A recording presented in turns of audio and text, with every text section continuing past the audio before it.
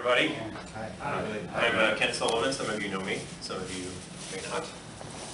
I live up the road here in Kirkland, which is a suburb of Seattle. And I'm going to talk about my blue Canadian car. Some of you may have seen it. I was quite honored that it was included in the group that are in the LeMay Museum this week.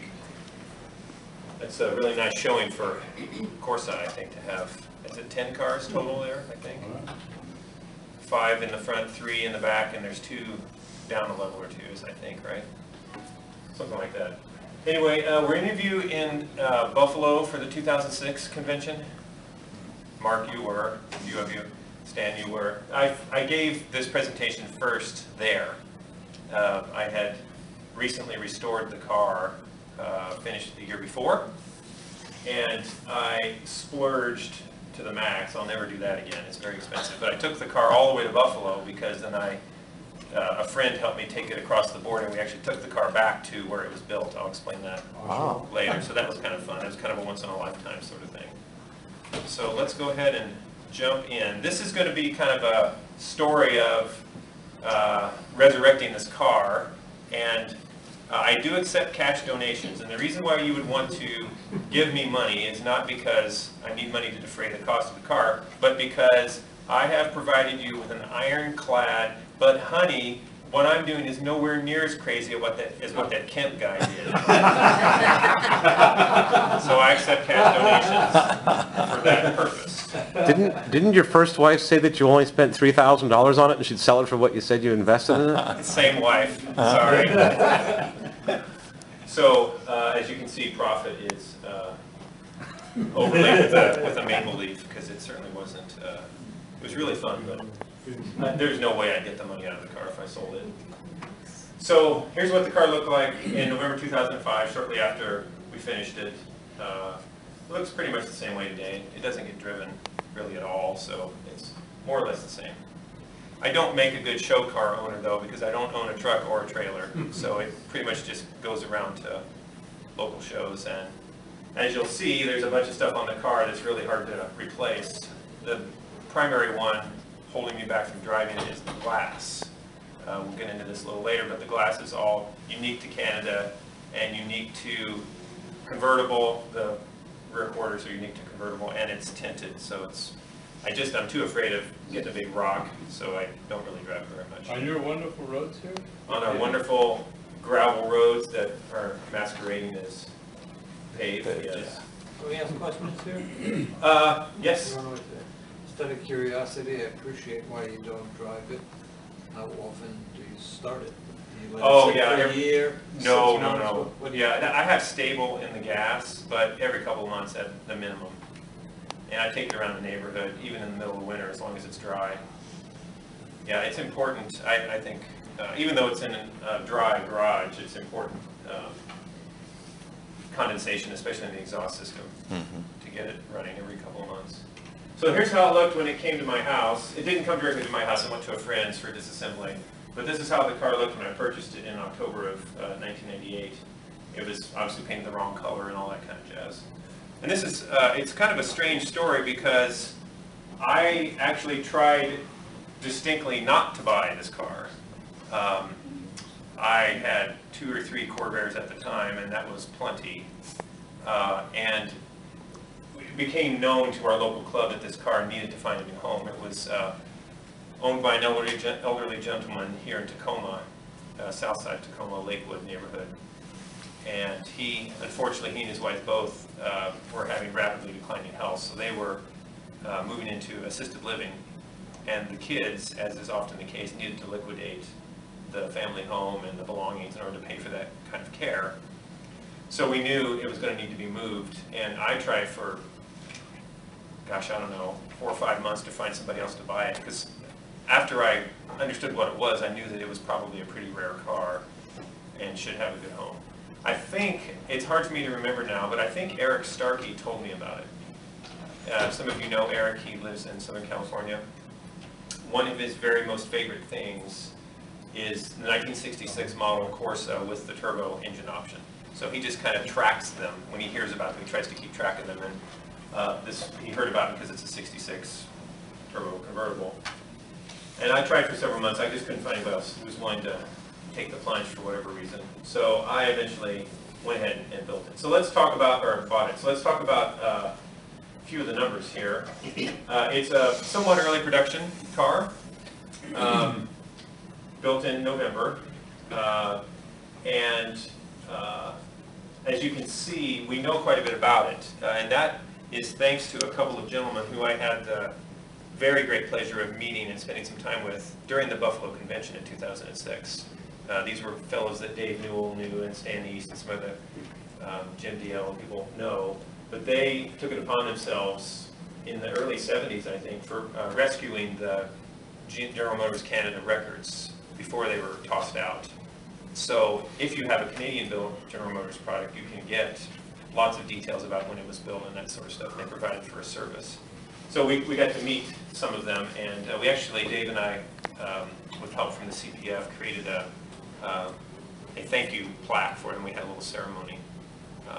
But anyway, because of that, we know more about this car than we would with a US built car. We know when it was built, when the final assembly occurred. The first thing is on the body tag, but the second and third things you would only know if you had paperwork on the car.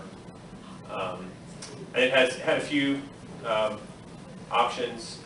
Interestingly, the most rare option on this particular car is not the turbocharged engine, which is fairly rare, but it's the tinted glass. Dave was able to get other records that I have up on my website, corvairkid.com. And based on those records, there were 13 Corvair convertibles in '66 that had tinted glass, all windows. This tinted windshield you could get, but I guess there just isn't much sun up in Canada, so tinted glass wasn't nearly as popular. Okay. Yes? How did you know it was the first Chev? It's on the body tag? That's on the body tag. Yeah. Ken, Buick on Broadway is not on Broadway anymore. That's right. They're It's on on- Marine Drive. It's on Southwest Marine And Drive then they've got another, in Richmond, just Richmond. off the Steveston Highway. They've got 2 locations still in the Vancouver area. and is Debbie here, Debbie Granger? Hopefully she'll be here. She has a '66 Plum Mist coupe built just a couple of weeks after my car. She's orchestrated a show at Buick for a couple of years now. And I'm hoping that continues because I think I'll find a way to get it up there for a show that would roughly correspond to the 50, when it's 50 years old. I think that'd be kind of nice for it to kind of go back to where it was sold, more or less, not the same building, but that'd be. She is here with her car. Yeah, I've seen her. Yeah, she's just maybe not here at the moment. Yeah. Okay, let's go ahead. So not counting the work I did after 2006, which was a few upgrades, you might say, it was about a 7-year project, but within that 7 years, we weren't doing anything for 4 years. This is kind of a Franken car. I really wouldn't recommend doing this. I decided to go ahead because of how rare this car is. Based on the sample of production records Dave Newell has, and extrapolating from that, we believe there were about 93 CORSA convertibles built in Canada in '66 with the turbocharged engine option. So, and we know of 10 that have survived based on the registry I've had going since 1999. But it was a massive project. If you've seen the pictures on my website, and I have a few here, we replaced every exterior body panel on the car except for the top half of the right fender. It was a combination of accident damage and rust, just different things in different places. It had been driven hard and put away wet a bunch of times. Even how rare it was, had I known just how bad it was, I might have not gone ahead and bought it. It didn't look that bad. It had been bondoed to within an inch of its life, basically. And as you'll see on a picture coming up here, we even had to replace the A-pillars. Those are the parts where the hinges attach for the door. Those were sectioned out of a car in Arizona. They were shot to the point where the doors weren't staying, level. We had the rockers made because the metal's thicker in the convertible, so we had those fabricated. Strangely enough, with all that rust, the floor pans were perfect. So clearly it never sat in wet grass in the field. And Dwayne Wentland's here. He was involved very much in the reconstruction of the car. And we had a few other parts made. The GM Canada products have a unique seat belt, and there's an insert, and we had those made at a company in Seattle. They're available if you have a Canadian Corvair. And we had to, we were trying to do it as stock as possible. We actually could not get NOS Canadian tinted glass, obviously, so we found some NOS US pieces, and actually there's a guy in Portland that Dwayne knows that has a low pressure sandblaster, can take out the little insignia and put in whatever you want, so we had him put in the Canadian insignia. And also the tags on the springs, there's little paper tags that were put on coil springs in the factory. That was so the people building the cars could look at the build sheet and really quickly see which springs, because the lettering was big.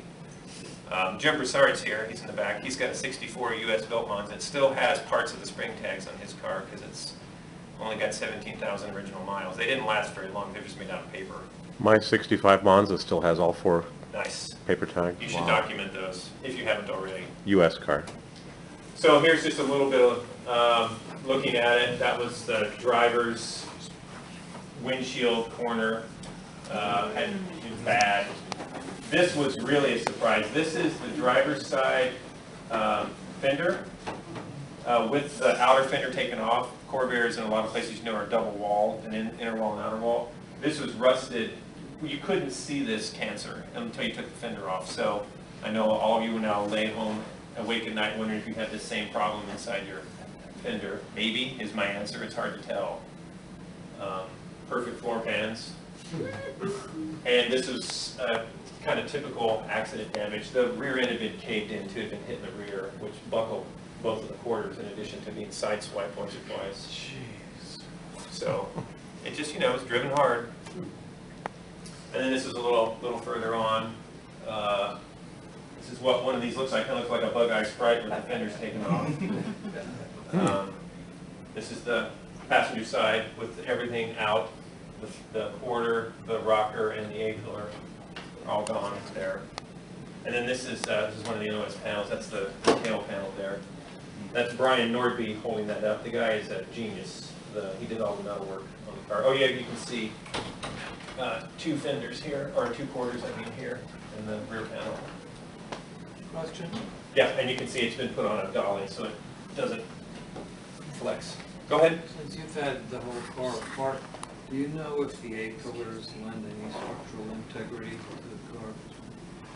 Appreciably, or? Absolutely. I mean, we didn't like get on and jump up and down, but the whole car wants to do this with the A-pillar out. Because there's, you know, there's a big open box here, and the A-pillar is filling this space, basically. I don't know, Dwayne, you have anything else to add? Yeah. Whoa! Power. Heat brick. Okay. Here's a little bit more. This is the section of the car from Arizona. They didn't send it just the A-pillars, they sent the, you know, the whole thing with the dash. And here, this is the A unit. Now he's cut it out, the part that he needed. He's holding it up, showing you where it's going to be put into the car. And then this is them just been put in the car. Easy, right? Well, the dates are 3 months apart. Yeah. When you started this, That was that like 5 days? Yeah, 5 days. Yeah. when you began to dig into this, was there ever a point where you just said, well, we're too far into it, we can't back out now? Yeah, this was about that point. Yeah. When we made the decision to have a Just- section of a car shipped up from Arizona, that was pretty much it. Yeah. I didn't have kids yet, by the way. Do you ever feel like at this point to say, oh, hell with it, call a scrapyard? No, no, I never. It was an he's so good at what he does, I was just in awe, frankly. Yeah, One of those, I dare ya. Yeah, he doesn't, when you go see him, if you happen to walk in when he's doing work, it's like, you know, cacophony, like it's super loud, the kind of work he does. And then when he stops and he talks to you, you can barely hear him because he speaks basically with a whisper. He's just the most mild-mannered, calm person I've ever met. He lets all this kind of get his frustration out, I guess. This is one of the original rockers, and this is the one we had fabricated. You can see this was just a little rusty. Let's see, that's that's an intersection in the rear of the car here. That's right rear. Right rear, yep. And this, oh, right, the fenders, we found NOS panels. Bert Nooner's, Bert here? Lives in Chicago. He provided a lot of the panels. He wisely bought up a bunch of NOS body panels for Corvairs in the 60s and 70s, thinking it might help fund his retirement. It did. But he wasn't able to get a hold of convertible fender, or convertible quarters. So we had to take the coupe quarters and cut off the top part from the ones on my car, which that part wasn't rusted or hit. You'd have to have something fall directly on the car. And so you can see that this section on both sides has been put in. If you ever had a chance to put your hand in, you can't even feel the seam. When he was done, there just wasn't any evidence of it at all. And then I think the trunk and the engine lid, it's hard for me to remember now, came from another car. They weren't panels, meaning like, you know, we just took entire assemblies. Because my hood was sprung and the engine lid was crunched from that accident. However long ago. That was Larry Shapiro's car. Any of you remember Larry's really awesome 66 red turbo coupe? It met an untimely end, as you may know. He was towing it to the Dallas convention. Is that right? Getting ready to go to the Dallas convention out there. Yeah, and he was towing it with a vehicle that turned out to have too short of a wheelbase. Does anybody know what happens when you do that? Flipped over on the highway. I thought it was also towed with the front towards the front. Oh, was the weight bias wrong on the trailer? So he parted that car out. And there's a lot of really great parts on it. I hope that they went to good homes. And then about 4 years passed, which we didn't do anything. So the body was finished and it was stored on that dolly undercover for about 4 years. I was kind of busy. That's what they looked like back then. Kyle's now my height at age 14. He's a big kid. Built a house and a shop. Some of you have seen that. And then the property next to us, we were involved in the development of it to basically control what was happening next to Go us. back to your shop. Oh, it's fabulous. Okay. Well, that's just part of it. It's not a very good picture.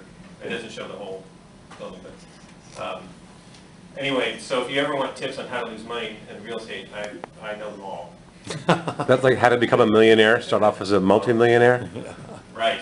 How to make a small fortune. The first thing you don't do is you don't build a unique house on each lot. You use one or two plans and use them over and over again. That's how people doing this for a living actually make money. That's not what we did. Okay, so then time passes. This is now May of 2005. We got underway again. And this time the mill work was done in Seattle, and then the painting and finish work was done by Dwayne Luco and Dwayne Wentland down in Portland. And so this you can see various stages of primer here, and then body color, and then accent color there. Because it's Canadian, you'll see this if you go to the LeMay. They told me that they opened the trunk and the engine. I thought it'd be kind of fun to show that off. Canadian cars are body color in the trunk, engine compartment, and underneath. Ken, So that's just right. we're going to open this wall up in a moment. The stock Corvair group was going to be here from 5 to 6. Yeah, right. We're going to open this wall, we're going to have more room, everybody will great. be spread out. Please and do. You go on till you're done, and then you maybe give us a couple minutes at the end, and we stock guys can just do our thing. Yeah, that's great. Sounds really great. Hey, Ken, on the rocker panel, did they do that from a copy of the rocker panel or from a drawing? They used the panel we cut out of the car. So they used thicker steel, plus they added to the inside as well. They made it wider with an extra piece tacked on, but thicker steel on top of that. Thicker than coupe. Really? We duplicated the gauge that the convertible originally had because the stiffness in the Corvair, it's a unibody car. When you cut the roof off, it's not as stiff, obviously, so the factory stiffened it. Was there ever a reason given why the splatter paint wasn't used on Canadian? Was it only Corvairs or all Canadian cars in the That's a good trunks? question.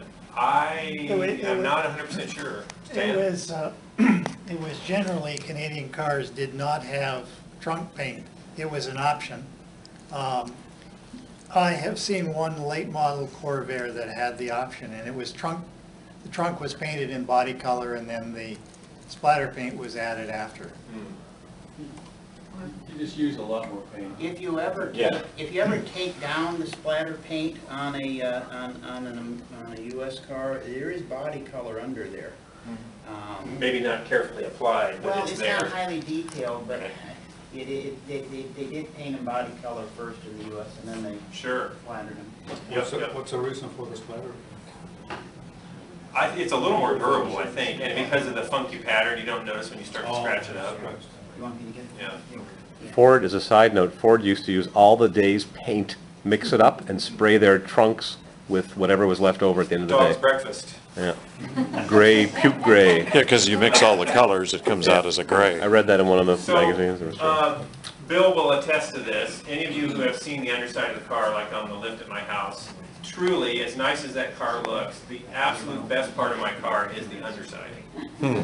It seems crazy to say that, but because of the blue, and then it has very carefully laid on black components and gray, and everything's, you know, very neat and tidy, it really is the prettiest part of the car, and you can see part of it coming together here. It's very unlike a US car, which is against a black background. You really don't see, the components don't really stand out. Can't I plead insanity? I got down on the floor at the LeMay Museum, took a photo underneath. I'm not a guy to put mirrors under a car because that's not usually involved with spinning hubcaps and things like that, but it might be worth doing at some point. Okay, there was no undercoating anywhere? No undercoating. Wheel wells, right, Dwayne? Just Wheel the wells? Correct. Yeah, you can sort of see it here. Oh, That's the way the assembly manual specifies it. We couldn't detect any variation from that in Canada. I mean, you'd think they might because of the harsh weather, but as far as we know, that would have been done by the dealer, not by the factory. Yep, you're right. And then one of the things that was so attractive about this car that tipped the balance to me going ahead and doing it was this color in the Corvair world is known as Marina Blue, but it had different names in other parts of General Motors. It was offered, as far as I know, across the entire GM line in 66 and 67. It's a medium bright blue, as they call it. It's a very pretty color.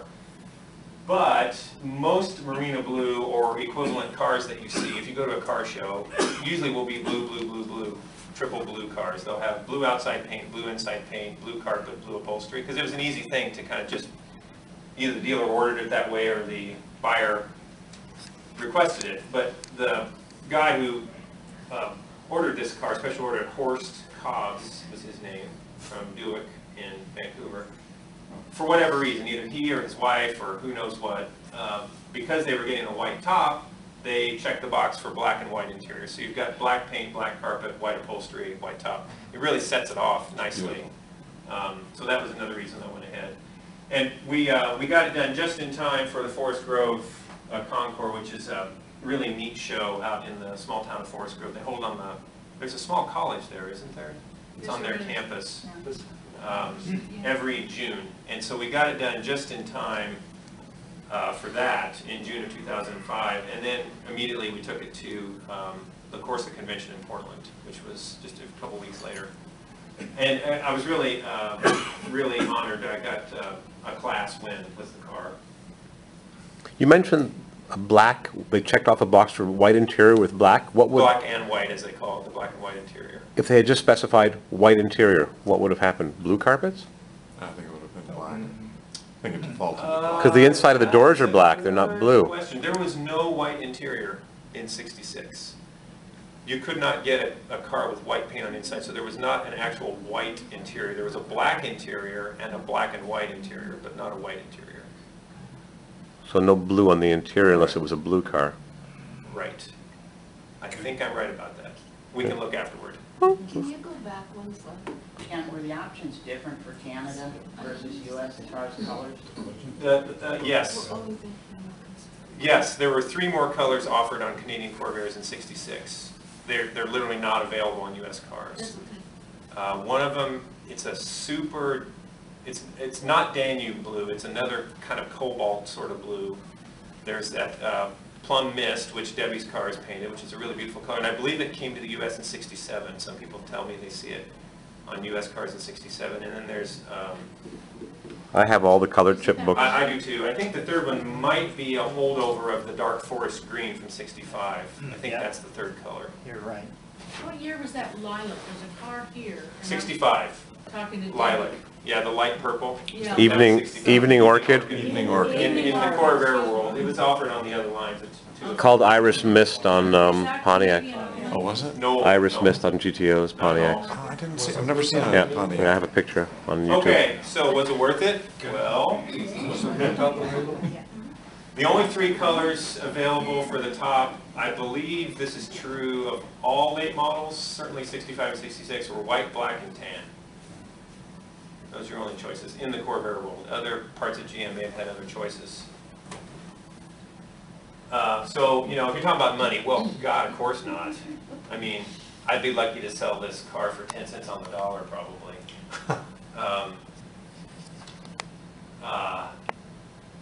You know what an agreed value policy is? That's different than a stated value policy, by the way. Do any of you have a stated value policy on your collector cars? Anybody willing to raise their hand for that? Do not do that under any circumstances. What's the stated value? I'll go in. Yeah, give us- Basically, the insurance company is giving you an opportunity to tell them what you think it's worth. Oh. They do not have to agree with you. Oh. When? After a loss? Period. They're just giving you a blank sheet of paper and they're just letting you say, go ahead, kids, write down whatever number you think. They are under no obligation to give you any money related to that number. An agreed value policy is that you have agreed that is the value. And then they are liable to, Does that show on your policy? well, let's hope. Let's hope they didn't use a third word that nobody knows what it is. I discussed it with Yeah. my guy and. Words are cheap. That's all I can say. Go back and see what the paper says. There's been a lot of people burned by that. Hagerty will do an agreed value, as will most of the collector car companies. Some of the other mainline insurance companies may or may not do it, if you ask. But anyway, so they didn't ask for an appraisal. They just looked at the website, and I gave them a really stupid number for a Corvair, and they said, sure. So, you know, what it would actually sell for, I don't know. But that's for a total loss, no? You Yeah. have a small accident, you don't know what. Yeah, that's right. So it was worth it in enjoyment, learned a lot, met some really wonderful people through you know, being involved in Canadian Covairs. And that's still true in 2014, by the way. So yeah, it was I think worth it from a historical point of view. 1 of 10 known to exist. Wow. Yeah, still, there was roughly 93 built, we think, based on, we have production records from like the first 3 months of that year, first 4 months, and if you extrapolate mathematically, you come out with 93. Have you seen others? Have you seen another 66? We know of 10 of them. And some of them, one of them has been crushed. I have the tags from it. So Bob Gilbert has one that was nicely restored. He's here at the convention, but didn't bring his car down from Pender Island in BC. John Gray, former mayor of Oshawa, which is where the plant is, has, actually he sold his car. Yeah, it's still within CORSA, It's- Ontario. Yeah, and then there's another guy that's got a really nice one in BC. So I would say about 5 of them are restored and the other 4 or 5 are in various states of being saved. So now we're going to talk a little bit about how we did it. People, research, parts, tricks. So I guess this one's getting cut off, sorry about that. But for sure, this car wouldn't have happened without people. And a lot of people donated time. Some people were being paid to work, but a lot of people donated time. Some of them are in this room to helping me figure out how the car should be. As I mentioned earlier, I'm not a very good show car owner. In fact, I didn't sign up for Concours this time because I don't actually get any enjoyment out of showing a car in Concours. I like judging well enough, but the cleaning of a car, just kill me. I can't stand it. My other cars, you just get in and drive pretty much. So we had to do this car the way we had to do it because it was so far gone. But the 4-door 67 that Mark Corbin owned for many years that Tim Shortle owns now, that's more my speed. It's very stock, but it's, you know, just jump in the car and go. But in any case, a lot of work went into this because I decided, well, if we're going to go this far, and it's a rare car, what we ought to do is try to make it exactly as it would have been when it left the factory. And it turned out a little nicer, of course, because, you know, the paint was rubbed out everywhere and all that stuff. But so that's what this project turned into, and I would not have been able to do that without help from a lot of different people. Here's some people here doing a bunch of work. That was a long time ago, wasn't it, Elaine? 10 years nearly. The car's been done for 9. Garchow here, Regan Metcalf. Did Regan make it to the convention? He'll be here tomorrow. He'll be here tomorrow, good. And this is Jerry Luco, who's unfortunately no longer with us, and there's Dwayne Whitland right there, and then Dwayne Luco, Jerry's son. So, those of you who know, getting a car into factory stock is kind of hard, because Larry Claypool and some other people know a lot about what stock cars should be, right? So it's pretty difficult. And then there's this whole business about Canadian, right? Roughly, I'm going to guess, Stan, 5% of the content on the car is sourced in Canada, maybe? Something like that? It was higher, but I don't remember the exact number. For taxation purposes, a car assembled in Canada needed a certain percentage. In order to keep the tariffs off. Yeah. Yeah, they were regressive if you didn't get to that point. And the glass is definitely from Canada? Yeah, we'll get into that in a minute. Yeah. After 1967, when the Auto Pact came in, rules changed quite a bit, and actually we lost Canadian production of the Corvair. Right. And then, of course, now we have NAFTA, and I mean, most of the trade between the United States and Canada is auto parts. And if you buy a quote American car that has no way to turn the headlights off, it's probably built in Canada. Because that's the law up there, and so they just build them that way for wherever they send them. So, multiple choice, take your pick. It was fun, definitely. And even beyond, there was 7 years worth of research up to 2005, and then there's some things you'll see in an addendum I put on this presentation where I kept at it because I wasn't quite all the way there yet.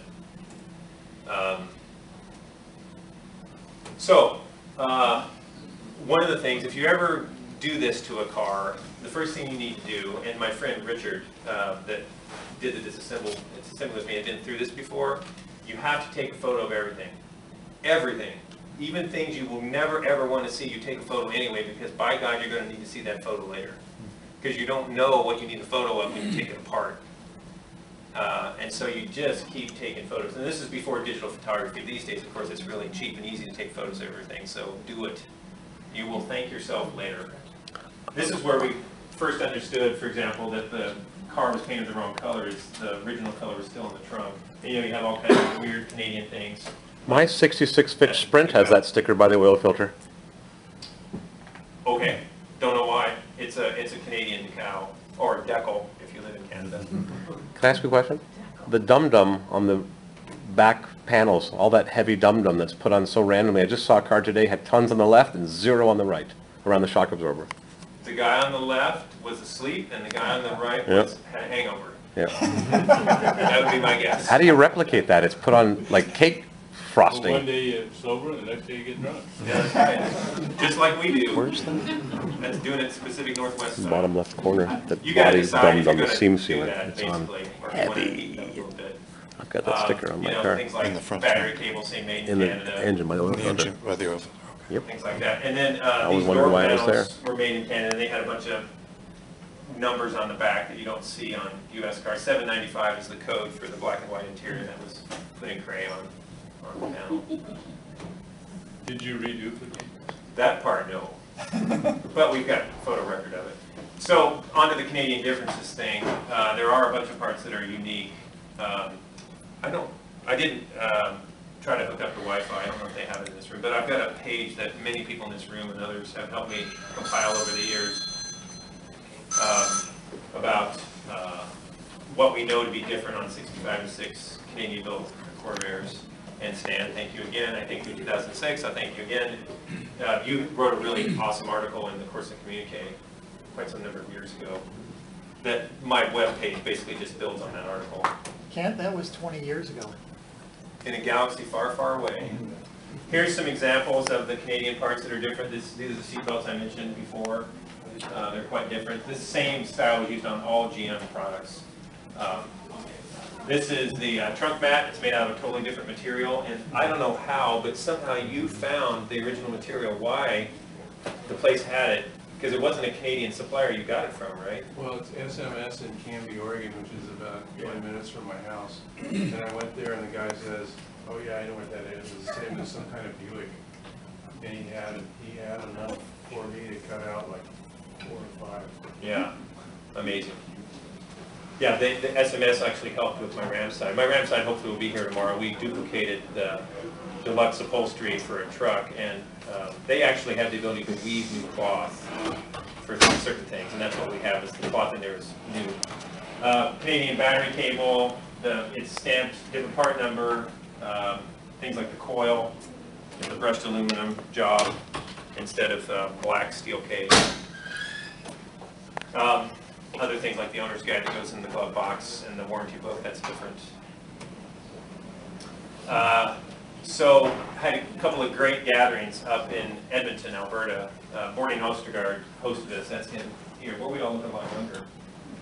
And this is Bob Gilbert here. Bob Slusher came up from Portland. This is Les from Winnipeg. And I don't remember who that is. Well, that's embarrassing. And we went out to Boarding's parents' house where there's a boneyard of Canadian cars. We climbed all over them and took pictures and stuff. Two-tone sports sedan. Yeah. From Canada. Oh, another rare bird. Probably so. There were a lot of things we had to track down for the engine. Mark Coombs, who lives in Portland, helped us a lot with the right nuts and bolts for the engine. Did you know that the bolt that goes in from the bottom side in the skid plate, there's only one bolt on a Corvair engine that is that bolt. It's not the same as any other bolt on the entire car. So, but it's the same threads, and it's about the same length. So a lot of people, you know, when they rebuild take the engine apart or whatever, that bolt gets lost and they just pull one out of the bolt bucket. That's your website. Yeah. Yes. Cool. Yeah, we can show it a little bit later. And then I mentioned the spring tags earlier. We reproduced those.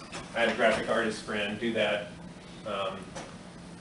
Maybe you counted the shocks. Yeah, the shock. Those aren't. This is something we did later. These are U.S. spirals, which are fine for factory stock in CORSA, but of course that wasn't enough for me. We went a little further. And there was some clamps and stuff on the turbo muffler, right, that you researched, Dwayne, and they changed from 64 to 65, and then again in maybe 66. So there's all kinds of wacky hardware on the turbo exhaust that it's pretty hard to track down, but we did finally. So if you go on my site and read the history on the page for this car, it's a long story which I won't go into great detail, but so I bought it from that fellow, from his kids and the family that needed to get rid of it. He had never done anything with the car, he just stored it. He had bought it from a gentleman in Olympia, Washington, who by the time I tracked him down was in his 90s. And he really didn't remember where the car came from. He just wasn't at that stage of life where he could remember those things anymore. So I just was content that, you know, that's as much as I was going to learn, which was more than you sometimes find out. And then Rich, the guy that did the disassembly work for me, at the time was selling a lot of die-cast car models on eBay and had a link on his auctions to other projects he was involved in, so he had a link over to my car. And a guy that lives out in Shelton, Mac, oh crap, he's right there in the picture, I'm spacing out on his last name. Well, it'll come to me in a minute. First name Mac. He happened to buy something from Rich on eBay and said, that's interesting, Covairs, and clicked through it and was like, oh my God, that's my car. So he was the owner that had sold it to the guy in his 90s. And he was also the fellow who brought it to the United States. He was living in Vancouver at the time, working for a Chrysler dealer there, Johnson. And the car came in on a trade-in.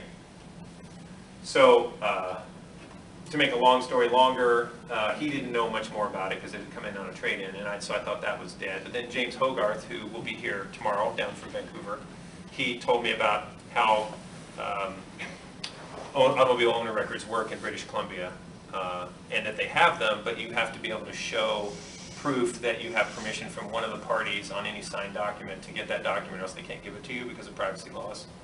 So I managed to, believe it or not, track down one of the former owners of the Chrysler dealer because, of course, the dealership was long since closed. But we found out through a history I found on the web of that family, why there was a history of that family I don't know, that one of the daughters of that, because Johnson's a really common name, but one of the daughters had married somebody that had a name that was really, really unique, and I just found her and called her, and, yep, that's me, and you want to talk to my brother, and, oh, he's down in Arizona till May, but, you know, he'll call you back when he gets home. Sure enough, he did. And then shortly after that guy called me and gave me permission to get the documentation, she died. Like, and so if I hadn't gotten to her right when I did, that would have been broken when they had that link. And then we were able to finally go all the way back and find out that the original owner I mentioned earlier, a guy named Horst Cobbs, he and his wife lived in Vancouver. He is long since dead, as is she, but their nephew still lives in the Calgary area, and I was able to find him because that's another very unusual last name. And he remembers the car. He and his aunt's name is Jose, I guess, Josee, with an accent on the final E. Jose. They never had any children, and they love to have fun cars and go places. And so he remembers them stopping in Calgary in that car in the summer of 1967, and they were heading east. Anybody know why they might be heading east in the summer of 1967? Mr. East. Expo 67. Expo 67. Montreal. Man in his world. So they drove all the way to Montreal and back in the car. So that car's more or less been across Canada, not quite. I mean, there's still quite a bit of ground there that they could go through. But so it was kind of fun to track that all down. So there's a bunch of stuff on the car that's hard to come by. It was, because it's early production, it was built before January. In 66, it has the wedding band taillight lenses. Those were hard to find. In fact, what we ended up doing on a couple of them is we found that the plastic was the same. So if you're careful, you can use a heat gun, and you can get the wedding band off of an NOS lens, because a lot of the NOS ones are just all brittle because of ultraviolet. You can transplant the ring. Another thing this is all on my website, but another thing that's different about a Canadian-built car is there's no Chevrolet on the outside rearview mirror. Because Chevrolet was not actually marketed as a brand then, right, in Canada? Well, they didn't have a Chevrolet division. Right. And the other thing was in Oshawa, there was one plant assembling cars, and everything went down the line. Right. So the mirrors were all identical, no bow ties, no Buick or... no Oldsmobile, whatever. No tri-shield on the Buick and no rocket, huh? So there were Canadian mirrors, there were Canadian content? Yeah, well, that's right. And I happened to find that mirror from a guy named Mike Squires. He's in Iowa? He, at one time, had a very large parts business. It's kind of whittled down now, but he had one. And the irony here is the reason this mirror has no bow tie, it was a cheap knockoff mirror, made to GM specs. It's in a GM box, but they used a different supplier in the 70s, and the supplier didn't put the bow tie on, but it's what I needed, which was kind of neat. Here's another one of those quote-unquote decals. This is the jacking instructions for a Canadian car. Note, is Larry Claypool here? Because he'll throw me out of factory stock if he finds this out. We actually made these, I think, about 10% smaller, so they would fit properly. In the full-size ones, because they were made for different cars, the full-size ones don't fit. They like hang way down, And they we shrunk it down a little bit. also block the air vent. They block the air vent if they're bigger, that's right. We did manage to somehow find NOS engine compartment insulation, which is not easy to do for a late model. I just kept looking, basically. And I talked about the sheet metal, of course. And then the tires, that's the one major thing that's still not technically correct on the car. I've been at it off and on for 10 years to see if Coker will do it. And they're willing, sort of, but they don't have a good mold. Nobody really used, no other car really used 714 bias ply tires. 13. They were 13. 713 bias ply tires. And up till 66, of course, they were 6.5 13. And those have been reproduced. The 713s you just can't get. They've got a couple of molds, but they really aren't anywhere close to the right manufacturer, and so it would be the right size, but what's on the sidewall wouldn't be anywhere near what would have actually been on the car when it was new.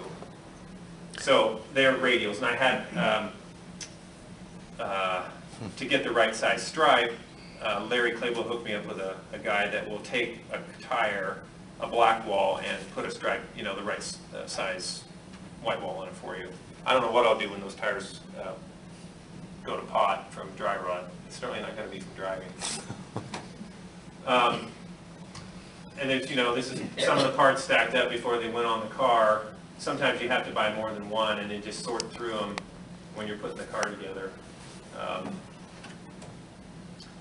And then, having all the reference materials is really important to be able to do something like this. So here's a few things we did. We recreated the Canadian battery cable. Dwayne Luco found a place that would make a stamp. And so we actually bought a battery cable without a number, I think. And I think he was able to find one with the spring ring without a number, and then, you know, heat up the stamp it because it's actually, you know, into the material, and then just use some white paint to fill it in like the factory would have done. The caps, Mr. Wentland figured that out. The reproduction battery is incorrect. I've had an argument with the company, and now I don't think they're even making this battery anymore. Maybe they're really mad at me or something, but these should have had push-in caps. It's a friction fit. The ones they're reproducing are screw top. And so we managed to figure out how to, Dwayne figured out how to cut down the screw top caps, and then we could fold the correct Delco 3-gang cap over the top. You were able to get these apart without breaking them, right? So you lay the bottom of it down, then you screw caps on that have been cut off, and then you put the top on it. It makes a sandwich. These are the hoses. The hose you can get from a Corvette supplier because they use the same sort of hose. Date-coded parts. The continuing story talks about this too, but because most of the car had the right date-coded parts on it, I decided to try to go as far as I could, and this particular thing was completely nuts, but fun. These are date-coded diodes on the alternator. Anybody else done that? No? No hands? I learned about this from my Corvette friends, and I think it's actually friends. I don't think they've driven me insane, but at the 2005 convention, a couple guys came over who lived in the Portland area, and we just struck up a conversation. Turned out one of them is a guy named Michael Pierce. He's a dear friend now. He's former judge, former regional something. I forget what word they use, but you're basically head of the West region for the NCRS, the National Corvette. Is it Restorers Society? Is it Restorers or Restoration? One of the two. Restoration. Okay. And they go way out there in terms of all this date-coded stuff, as you know, but maybe their cars are actually worth it, unlike a Corvair, that we preserved that. But I don't know, we duplicated it, stamped that into the NOS part. Next phone that rings, the guy owes you $10. Yeah, what did you use to stamp them if you did it yourself? Dwayne had access to dies and stamps. Original type? I think so, but I'm not totally sure where those came from. They looked the same, so whether he had them made or whether he got them somewhere, I'm not sure. This is either the trans or the diff. Yeah. AB11, I think AB, that's a diff code, isn't it? Yeah. And then I talked about the seat belts. That's what the inserts look like that we had remade. This is another trick of the trade. Drain, you want to talk about how you fit a door? Isn't it a dollar bill thickness? Oh. Well, fitting, there's two. Get rid of those dang phones! There's $10. There's $10 to your restoration project. Well, so I guess there's at least two parts. And number one is to fit the door without the glass. Just forget about the glass for right now. Get the door and make it the best fit you possibly can. And one of the ways I do it is I use a dollar bill. Point out the crease there on the door. Put a dollar bill right in there and move it back and forth and open and close the door, and it should almost touch. The dollar bill, the two pieces when you open the door, the two pieces of the metal should almost touch. But use the dollar bill because if you're getting close, the dollar bill stops sliding back and forth. You know you got to adjust it a little more. But if you get it just about, so it just about touches, then the line will be right when the door's closed. Then you hang on to that dollar bill because you need it for the wing window. Because then you start at the wing window, use the same dollar bill, or you got one. Close the door with the wing window already attached, and you slide it between the rubber and the wing window. And when it just barely slides, you know you've got that pretty darn close. And then you go front to back. Usually that's what I do anyway. I'm not telling you how to do it. I'm telling you how I do it. And then you go ahead and adjust the roll-up part of the window and then the back quarter window, and there's stops in there. And you continue to use the dollar bill. for different adjustments on the glass, and it works out pretty well. So fresh bill or worn bill? Probably a fresh one would be better, but I'm sorry, we don't have dollar bills anymore. They're called loonies and toonies. So We don't. step zero is rob a bank, so you get that fresh bill. Paper money either. Also helps with paying for the car. Oh yeah, money's plastic. This is what the logos look like. I talked about this earlier, but there is a guy in Portland, and I suppose there are other people throughout North America who can do this. It's a low pressure sandblaster, and he first removes the insignia that's there, and then polishes the glass to get rid of the fog, and then we just took high-res digital images of the original and then processed them with Photoshop to clean them up, and then made a template, and then used that template and burned it in the glass. He actually used various grits of abrasive paper and water to take the original logo. Oh, he didn't actually use the, No. it was all done by hand. And what he does is he said sometimes it takes hours. You sand that, and you have to be really careful, because when you sand that logo, you are actually taking glass away, obviously. And if you look just right down the side of a window, you're going to see the wavy part. So if you know what you're doing, you try and eliminate the wavy part. So he does that, then polishes the glass, and the Canadian logos are in a different place. Right. It's the front windshield than in the U.S. So You don't get the benefit of the new logo covering it up. Right. Yeah, we get it. Yeah. So it took like 6 months, and that's why. Why would a guy do low pressure sandblasting? What else is it used for? Jewelry? dental work. Dental work. Yes, that's correct. Jewelry they use acid. So you bring a guy a windshield at a jewelry shop. And he also fixes your teeth. Having parts cars, if any of you've done a car like this, you think you've got all the parts, you don't have anywhere near all the parts. So having parts cars nearby is a big help. Knowing the sequence of assembly, studying your assembly manual is really helpful. It's really helpful to have a rotisserie and put on what you can on the bottom before you put the suspension up. That's what I found. Anyway. Absolutely. Did you replicate slop of the undercoating when it was sprayed? A little bit on the steering box, a little bit on the cross member? This car is over-restored. It doesn't have anything like that. It's all as if it were done perfectly per the assembly manual, because the assembly manual has nice, neat parting lines for all that stuff. So it's like if the guy had never had... The draftsman wasn't drunk. The draftsman was sober. Right, exactly. There's the trunk mat, we talked about that. The Buick trunk mat. And then, okay, so here's what's happened since 2006. It was already kind of nuts, but I thought, well, you're 99.5% the way there. Let's do the last 0.5%. Now, of course, with anything like this, the last 0.5% is about 50% of the work, right? So here's what's happened on the car since then. More date code. So the first thing was distributor.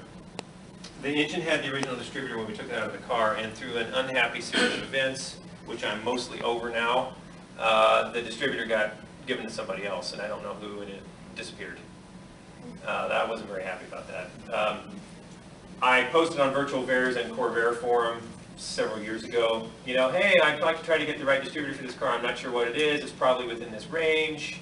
Can anybody help? And a fellow named Ray Smith, I think, his name comes up on another slide, mailed me and said, well, I've got one for this, in this range. It's a 5J29, which J, you count the letters of the alphabet, not including the I, so that was right there in the range. 5 being 65, 29 being the day of the month. And I said, great, as a core, send it to me, and we transferred all the innards. And then another guy who's just as crazy about this date code stuff as I am, a guy named Tom Rahocek, lives in the Baltimore area. He has access to the Corvair ranch. It's very close to him. And he loves this stuff. And he has a 66 US built car built almost the same week as my car. And he said, wow, that's really cool you got this. The distributor in my car is a 5J29. So it's probably that my car had that actual date-coded distributor. It's within the right range, but it's probably the exact same date code as what I had, which is kind of cool. Probably had your distributor kit and just sold it back. Yeah. I don't think Ray in New Jersey knew about parts being sold out here, but maybe. And then the other thing, Dwayne found a couple of NOS distributors that had a purple mark, which we think they probably, if not all of them, at least the ones that were optional distributors had a different color paint on them, so they could again pull them out of the bin when they were assembling the engines. Then we color matched the purple because why not? And so I painted a stripe on there that's much, much too neat, by the way. They were just the few examples we've seen, but That looks like 62 and old's Twilight Mist Collie. Twilight Mist Polly. My wife's having her Corvair painted this could week. be. It's too purple. It's not pink enough. No, it's Twilight Mist 61 olds. I showed you. So the starter was long gone. The original starter was long gone from the car when I got it. But I thought, well, we did the distributor. Why don't we try the starter? Who knows? And so looked around. I talked to Jeff down at California Covairs. He didn't have anything very close. Asked a bunch of other people and nothing really close. So I told Tom about my thing. He said, hey, let me take a look for you at the Corvair Ranch. And I swear to you, I don't like guilt that guy or like tell him some story and start crying or anything, but he just thinks it's fun. So he went out, found some cars that, based on Jeff's inventory of the place, that would probably be like the candidates, and he started climbing around in the mud, because the starter's on the bottom of the engine, right? In February, looking for stuff, and lo and behold, he found one, and it's not just in the right range, it's also 5J29. How about that, huh? Same day. They were making starters and distributors the same day. So that seemed like an obvious one to put in the car, clearly. And Jeff wouldn't let me pay him for it. He wanted to contribute to the project, which I thought was pretty awesome. And then carb tag. We knew the date code on the Carter carburetor was not right, but it's what we could find at the time. This is I believe an S, yeah, it's just, this is 1970, 00 is, or C0 is like, 0 is 1970. So it, had been put on the car probably sometime during the rebuild. But I started telling Dwayne Whitland, oh, I'd like to find a tag. Yeah. It turned out the one and only Carter carburetor tag you had was from the right date range, right? So when we put this one on, it's, within the range. There's really no way at this point to know what tag was actually on there. How many actually knew that the carburetors have a date code, right? Yeah. The rear window. Okay, now this is where we really cross into the twilight zone. This is another one that my friends in the NCRS told me about. Friends. Because ignorance truly is bliss, ladies and gentlemen. So if you go look at your nice new convertible top that you probably bought from Clark's, it's got an insignia in it, and I can't remember, it may have a date code of some kind, and you're just blissfully unaware that it's completely wrong as compared to what was on the car when it was new. 1065. So it turns out of the 10 or so Canadian CORSA convertibles in the registry that I have, Bernie Pringle has the original top on his car. And what's even sillier about that is Bernie Pringle's car is a V8 car. It was converted long, long ago. So you'd think any car of those 10 that wouldn't have the original top, it would be that one, but it does. And here's where we got lucky. The top was made in the US. So it wasn't Canadian specific, and it turns out there's a company down in Arizona whose name is right here, Al Knock, K-N-O-C-H, Al Knock Interiors. They make custom date-coded convertible rear windows for Corvettes because that's what the Corvette people want. And I was able to work a deal with Cal Clark. He took pity on me, and he allowed me to buy a convertible rear window from his supplier that hadn't been stamped yet. And then we sent it to Al Knock, and Al loaded up in this, or Al's guy loaded up in the machine, and ka-chink. And so you can see right here, 1065, October 65. Yes, indeed. And then installing it. How many of you have ever replaced a convertible rear window without taking the top off the car? Anybody? It's not easy. Miserable. It's miserable. Jay Kemp from, oh crap, they're in Everett. Why am I spacing on the name of the company? Hoagland's Top Shop. I called him up and told him my tale of woe and that I don't have a trailer. Wouldn't you please come down to my house? And so he finally found some time on his schedule and he came down and did it at my place. But that guy's a magician. To replace a rear window that's stapled in, by the way, on a car without taking the top off. And there's not a wrinkle anywhere. You can see it in the museum. It's flat as a pancake. That was pretty crazy. So then the shock absorbers. The car at the time we built it had spiral shocks, US style, but it came to my attention, again, more friends, that those weren't what would have been on a Canadian car. Did Debbie walk in? Is she here yet? She graciously gave me the shocks on her car, which was made pretty close to when my car was made. Her car had original shocks when she bought it. And I didn't get to her early enough, and so when Rob Hall did the work for her, he did what he usually does, which is he cut the front shocks in half because they're easier to get out that way. So they were lost, but he had the original rears, which she gave to me. And more Corvette craziness and other things. There's a guy in Shawnee, Kansas, population -6, hee-haw, named Dan Patch. And Dan bought a supply of Delco shock casings years ago. And he can do whatever you want. And I was either the first or second guy that ever asked him about Canadian shocks, Delco shocks.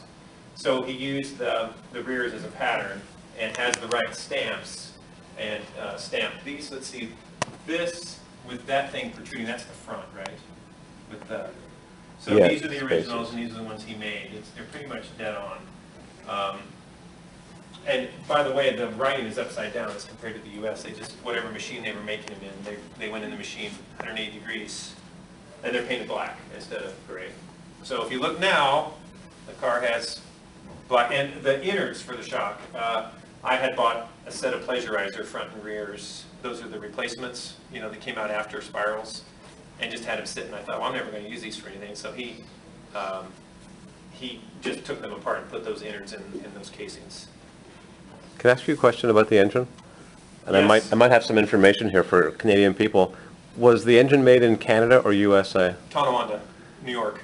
New York. If I could inform, I just read this in Haggerty, Canadian Chevy engines are not Chevy engines. Right. Well, no, it's Pontiac engines aren't Pontiac. Well, there's Chevy look-alike engines in Canadian Pontiacs. Yes. Built on a Chevy chassis with a Yes. Pontiac look-alike body. According to a recent Haggerty article, the Chevy engines are not. They're built under license by McKinnon Industries. They're not Chevy engines. Stan would know, but the Corvair engines are all built in Tonawanda. Tonawanda was an hour-and-a-half drive from Oshawa, so they just put them in a truck and sent them up when they needed some. It was very straightforward. The Chevy V8s were built in St. Catharines, Ontario. Yep. McKinnon Industries was owned by General Motors, and that is now the St. Catharines engine plant. The Corvette engines come out of there. I just read that. Everybody always refers to Canadian Pontiacs having Chevy engines. They don't. They're Right. built under a license, blah, blah, blah, blah, blah, but they're So- McKinnon You mentioned Industries. about the coil. Right. Was polished. Do you think GM ever just said, they don't have any, so box them up and send them? Well, that's certainly possible. They could get away with it probably on a limited emergency basis, so they wouldn't violate their agreement. Dave Newell has talked to many U.S. factory workers who said things like, well, if we ran out of this kind of screw, if we could get them at the hardware store, we'd go get 1,000 of them because that'd be better than stopping the line. So there's what it's supposed to be and what might actually be on any given car. And then the last thing, Dwayne, another friend, no, you're an actual friend, he had the third CORSA convertible built, late model built in Canada, early 65. Bought it as a true basket case. It came in lots of baskets. And he noticed, he said, this gas tank's shaped differently. And I'm like, oh crap, are you kidding me? My other friends in the Canadian Corvair Club just assumed I knew, and I had never noticed that. And we threw away the original gas tank because it was just shot. And so the tank in the car up until a couple of weeks ago was a U.S. repro tank sold by Clark's. By the way, those tanks are beautiful. If you put one in the car, they're really nice. It's made in Canada. And the funny thing is, the repro tank is made in Canada, but it's not the right tank. Dan, how's his last name pronounced? The guy that's making the awesome ramp side latches. Is it Wilmette. W-E-I-N-O-E? So I think that's how it's. No, is that's that the is that vacuum him, or am I hose using clip somebody on else? the Wait, 180 Dan to in hold Southern the vacuum California. I hose to the apologize if he fuel sees line. his name on the internet all butchered. It's easy for me to confuse names. Anyway, he took pity on me and made some of these. So you can, if you just gotta have one, he's got them now. Okay. Could you please to the... We're almost done. And then the last thing that I did was, Did you know if you have wire wheel covers, not the wire wheels, but wire wheel covers, there's supposed to be a screwdriver inside the jack, because that's how you get the wire wheel covers off if you break down on the side of the road. Otherwise, you're going to beat the crap out of them with a hammer, right? So I managed to, my yellow convertible, the one that, is just a driver, still has a screwdriver after all these years. And so I used that as a, tried to find a screwdriver to look like it, couldn't really find